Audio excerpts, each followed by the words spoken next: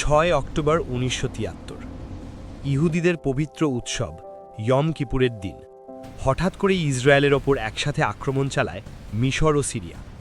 ১৯৬৭ সালের যুদ্ধে ইসরায়েল মিশর ও সিরিয়ার অনেক ভূখণ্ড দখল করে নিয়েছিল। এবার সেই জমি ফেরত পাওয়ার লড়াই শুরু। যুদ্ধের শুরুতে আরব দেশগুলো ইসরায়েলকে বেশ বড় ধাক্কা দেয়, কিন্তু তারপর যা সব সময় হয়ে এসেছে।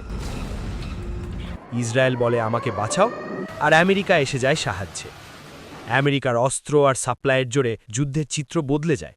ইসরায়েল শুধু জিতে না, বরং আগের চেয়েও বেশি জমি দখল করে নেয়। কিন্তু আরব দেশগুলো এত সহজে হার মানেনি। ২০ অক্টোবর ১৯৭৩ সৌদি আরব সহ সব আরব দেশ একসাথে সিদ্ধান্ত নেয় আমেরিকা ও তার মিত্রদের কাছে তেল বিক্রি বন্ধ। এই সিদ্ধান্ত পুরো বিশ্বকে কাঁপিয়ে দেয়। মাত্র কয়েক সপ্তাহের মধ্যে তেলের দাম ১০০% না, ২০০% না, ৩০০% পর্যন্ত বেড়ে যায়। আমেরিকায় গ্যাস স্টেশনের সামনে লম্বা লাইন, মুদ্রাস্ফীতি আকাশ ছোঁয়া। শেষে আমেরিকাকে নতি স্বীকার করতেই হয়। কিন্তু এর প্রভাব শুধু পশ্চিমে সীমাবদ্ধ ছিল না,